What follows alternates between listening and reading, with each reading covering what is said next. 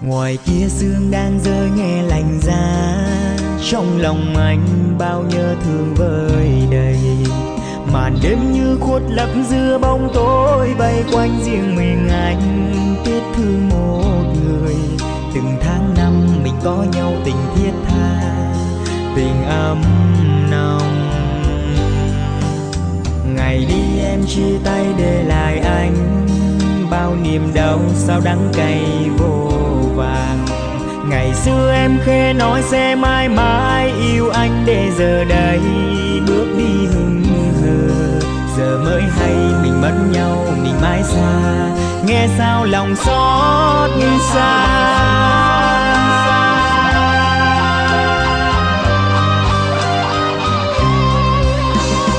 Một lần được có em trong đời, một lần để mất em muôn đời. Vỡ nát trong anh bao giấc mơ, yêu người thật nhiều mà sao người gian dối. Em mang trái tim anh về đâu, ngồi buồn lại nhớ bao kỷ niệm. Từng giọt sầu rớt trên môi mềm, ký ức bên em không thể quên. Mong một ngày nào bình minh về nắng ấm, xóa hết bao ngày ta cách xa.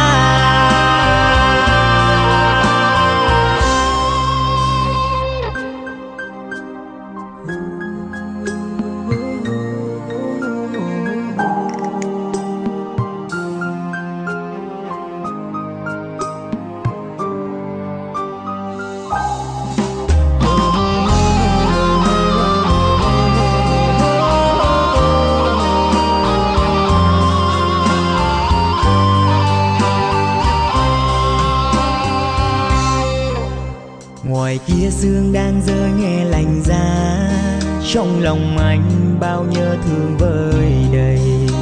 Màn đêm như khuất lấp giữa bóng tối, bay quanh riêng mình anh tiếc thương một người. Từng tháng năm mình có nhau tình thiết tha, tình ấm nồng. Ngày đi em chia tay để lại anh bao niềm đau sao đắng cay vô vàng. Ngày xưa em khẽ nói sẽ mãi mãi yêu anh, để giờ đây bước đi hững hờ. Giờ mới hay mình mất nhau mình mãi xa, nghe sao lòng xót xa.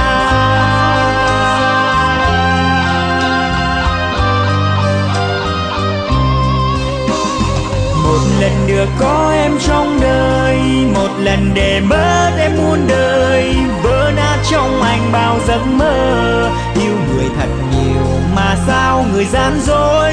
Em mang trái tim anh về đâu, ngồi buồn lại nhớ bao kỷ niệm. Từng giọt sầu rớt trên môi mềm, ký ức bên em không thể quên. Mong một ngày nào bình minh về nắng ấm, xóa hết bao ngày ta cách xa. Một lần được có em trong đời, một lần để mất em muôn đời. Vỡ nát trong anh bao giấc mơ, yêu người thật nhiều mà sao người gian dối. Em mang trái tim anh về đâu, ngồi buồn lại nhớ bao kỷ niệm. Từng giọt sầu rớt trên môi mềm, ký ức bên em không thể quên. Mong một ngày nào bình minh về nắng ấm, xóa